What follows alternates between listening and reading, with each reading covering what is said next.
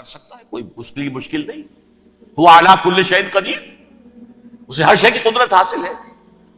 لیکن اصل بات جو ہے میں آپ کو بتانا چاہتا ہوں، یہ ہے سائیڈ ایشو.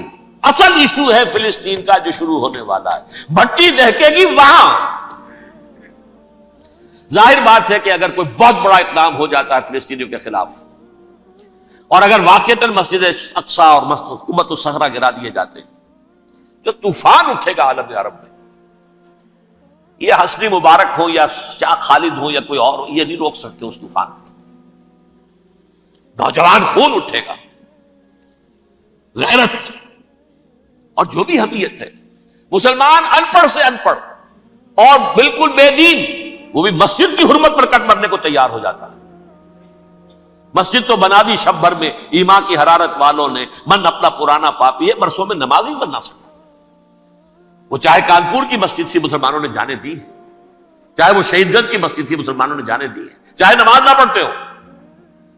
لیکن یہ جو حرمت اور یہ جو حمیت اور یہ غیرت ہے، اس سے جو طوفان اٹھے گا یہ ہوگا اس ملحمۃ العظما، اس کی طرف پیش رفت ہو رہی. کتاب الملاحم سے احادیث کے حوالے سے یہ جن جنگوں کا حوالہ دیا حضور نے، پیشن گوئی کی ہے، اس کا نقطہ آغاز تھا خلیج کی جنگ. صدام حسین نے اسے کہا تھا یہ مدر آف وارز ہے، ام المحارب، یہ ایک جنگ نہیں ہے. اس کا نقشہ بھی حدیث میں موجود ہے، پیشن گوئی موجود تھی، اس وقت بھی ہم نے شائع کی تھی. لیکن اس میں جو جنگ اب ہونے والی وہ الملحمۃ العظما. ملحمہ کسے کہتے ہیں؟ لحم گوشت کو کہتے ہیں، اور قصائی کی دکان کو عربی میں ملحم کہتے ہیں، جہاں گوشت کے ٹکڑے کیے جاتے ہیں. آج کل مشینوں سے ہوتے ہیں، اب جو ہے وہ ہاتھ سے چھریوں سے نہیں ہوتے، لیکن ٹکڑے ہو رہے ہوتے ہیں، جسموں کے چیتھڑے اڑ رہے ہوتے. ملحمہ یہی لفظ استعمال کیا تھا حضرت سعد ابن عبادہ نے رضی اللہ تعالی عنہ یوم فتح مکہ. ان کے دل میں تھا کہ اب ہم انتقام لیں گے ان عربوں سے، ان قریش سے.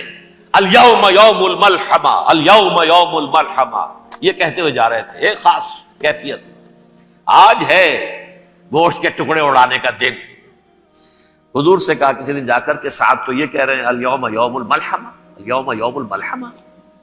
حضور نے فرمایا نہیں، ان سے کہو جا کر الیوم یوم المرحمہ، الیوم یوم المرحمہ، آج رحمت کا دن ہے، آج تو میں ان سب کو معاف کروں گا. لا تثریب علیکم اليوم، میں تم سے وہی بات کہہ رہا ہوں جو میرے بھائی یوسف نے کہی تھی اپنے بھائیوں سے. اذهبوا فانتم الطلقاء، جاؤ تم سب کے سب آزاد.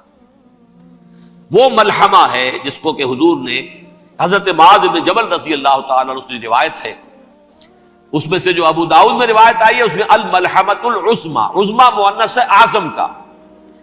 آپ کہتے ہیں جنگ عظیم اول، جنگ عظیم دوم. عظیم کا باپ ہو گیا اعظم، سب سے بڑا، اور اس کا مؤنث ہے سب سے بڑی، عظما.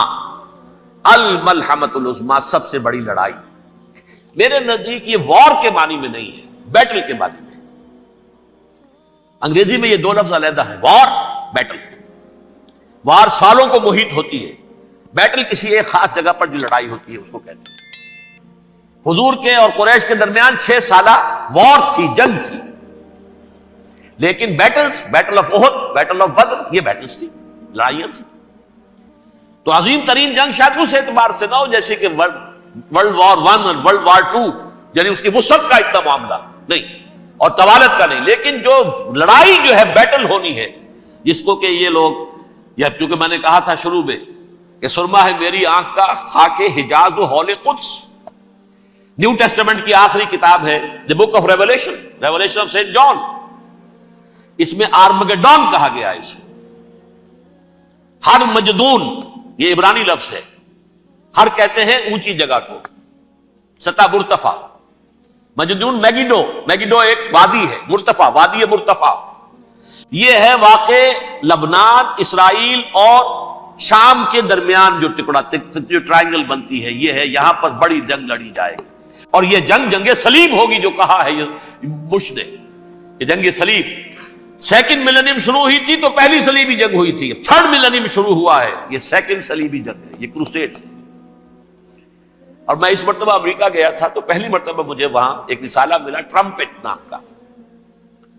یہ امریکہ کے جو بہت ایکسٹریمسٹ قسم کے پروٹیسٹنٹس ہیں، یہ ان کا رسالہ ہے، اور ان کے بارے میں اب کہا جا رہا ہے وہ کرسچین زائنسٹ ہیں.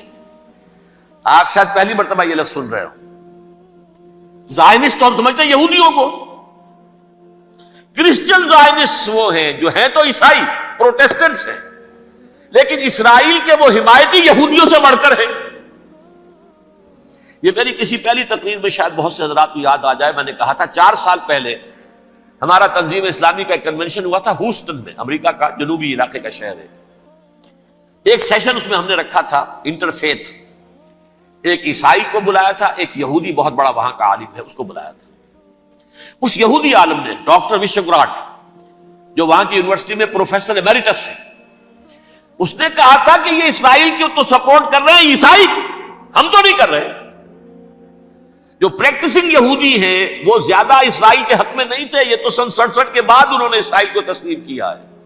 وہ تو منتظر تھے کہ ہمارا مسیحا آئے گا تو اس کی قیادت میں جنگ کریں گے، جیسے شیعہ منتظر تھے کہ مہدی موعود آئیں گے تو پھر ہم کچھ کریں گے. وہ امام خمینی نے کہا بھائی جب وہ آئیں گے آ جائیں گے، لیکن ہم کچھ راستہ کے لیے.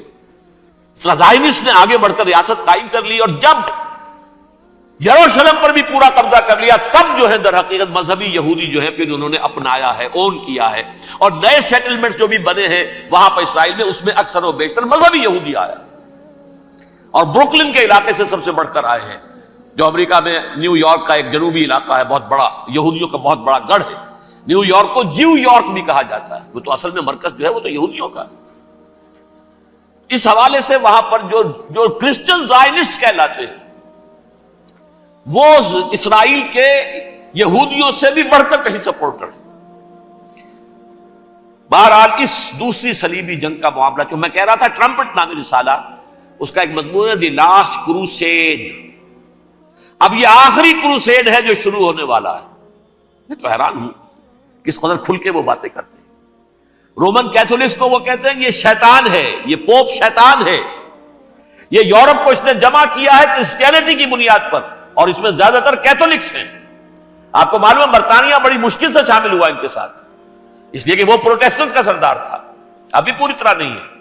یورپ جو ہے وہ رومن امپائر دوبارہ یہ کھڑی کر رہا ہے، اور در حقیقت یہ جو ہے یہودیوں سے بھی چھیننا چاہتے ہیں اسرائیل کو اور فلسطین کو اور مسلمانوں سے بھی، اور یہ وہی کروسیڈ جو تھے اربن ثانی کے، اس کی تیاری کر رہے ہیں تاکہ وہاں پر عیسائی حکومت قائم ہو جائے، کیتھولکس کی، پوپ کی حکومت قائم ہو جائے. جیسے ایسٹ تیمور میں تبدیلی، ایسٹ تیمور میں کون سی حکومت بنی ہے؟ Roman Catholic.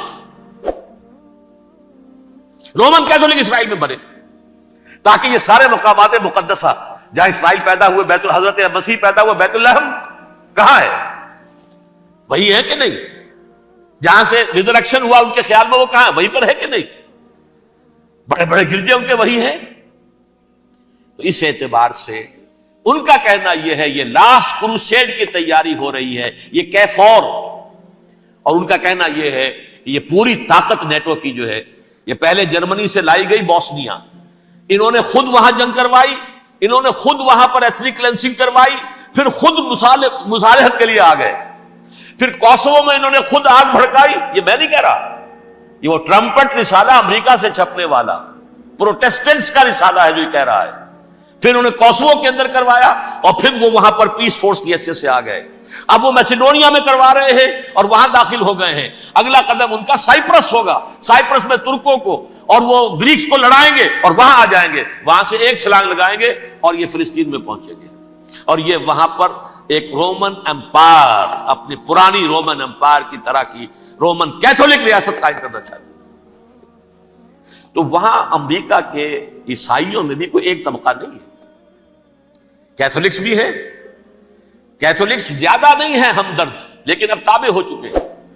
اسحاق ریبین نے جب یہ پیس ٹاک شروع ہوئی تھی، آپ کو یاد ہوگا شاید کہ جب وہ آیا تھا واشنگٹن سے واپس فلسطین اسرائیل، تو پہلے روم میں رکا for an audience with the pope, اور پوپ کو اس نے ایک مرتبان سا پیش کیا تھا، حضرت سلیمان علیہ السلام کے زمانے کا مرتبان، اور کہا تھا دیکھیے 3000 برس تک ہم نے اس کی حفاظت کی ہے، اب یہ میں آپ کے حوالے کر رہا ہوں. اس کے بعد سے پوپ جو ہے بالکل رام ہو گیا، اور وہ عیسائیوں کے ساتھ اور یہودیوں کے ساتھ ان کا پورا معاہدہ ہو۔ اب پورا عیسائی ورلڈ جو ہے بعثت مجموعی یہودیوں کے شکنجے میں ہے۔ البتہ ان کے اندر بھی جھگڑے ہیں، جو وہاں پر وائٹ کرسچن ملیشیاز ہیں وہ ایکسٹریمسٹ ہیں کیتھولکس، ان کے نزدیک دشمن نمبر 1 یہودی، دشمن نمبر 2 مسلمان، دشمن نمبر 3 جو یورپ میں کالے ہیں، ایفرو امریکن، چاہے وہ عیسائی ہو گئے ہوں کوئی بھی ہو، یہ 3 دشمن ہیں جن سے انہوں نے کلینز کرنا ہے، صاف کرنا ہے ان کے خیال کے مطابق امریکہ کی سوسائٹی کو، اولاً یہود، پھر مسلمان، اور پھر یہ جو کالے ہیں۔ لیکن دوسری طرف پروٹیسٹنٹس کے اندر ایکسٹریمسٹ وہ ہیں جنہیں کہا جا رہا ہے یہ کرسچین زائنسٹ ہیں، یہ اسرائیل سے بڑھ کر سپورٹرز۔ بہرحال یہ اب جنگ ہوگی، اس کا نتیجہ کیا نکلے گا یہ تو اللہ ہی جانتا ہے۔ اب میں آخری بات کی طرف آ رہا ہوں۔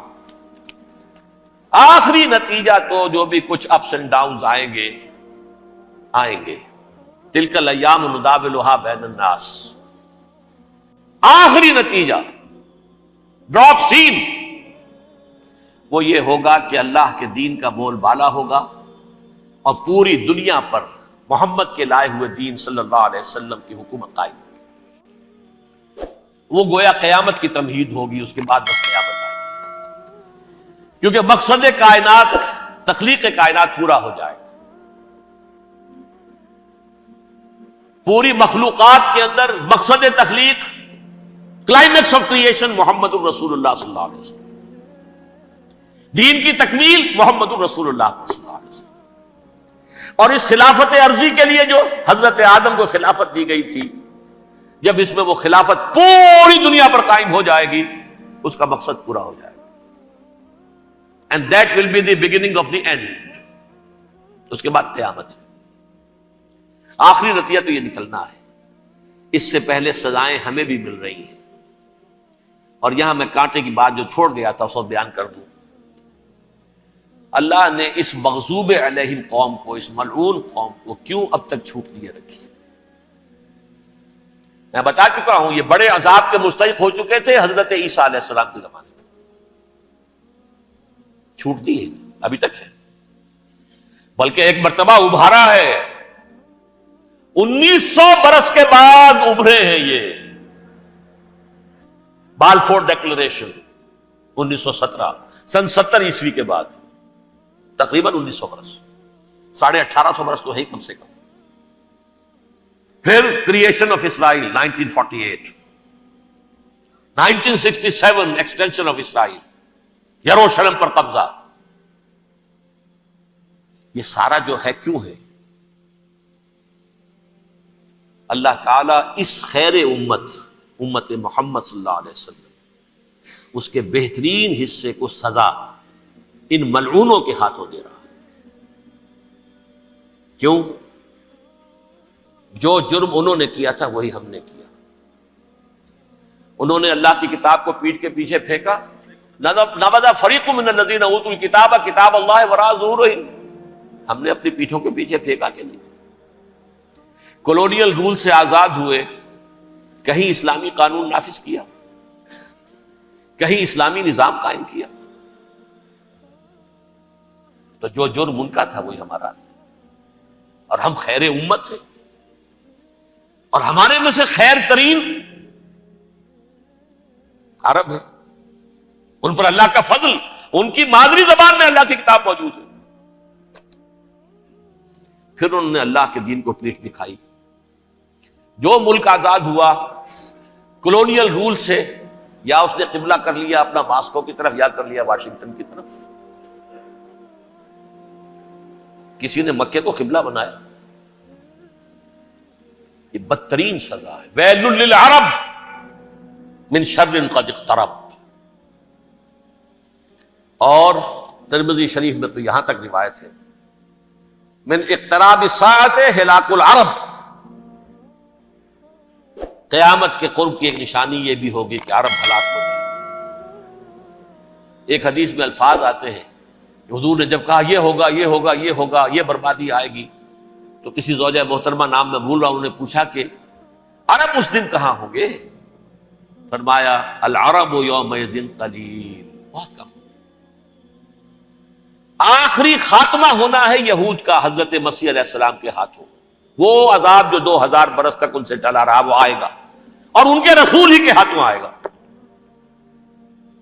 لیکن اس سے پہلے مسلمانوں پر یہ عذاب آ رہا ہے، ہولوکاسٹ کے درجے کا عذاب آ رہا ہے. البتہ ہم پاکستانی اس میں یوں سمجھ لیجئے کہ وہ تو خبریں موجود ہیں احادیث میں، وہاں تو جو ہونا ہے.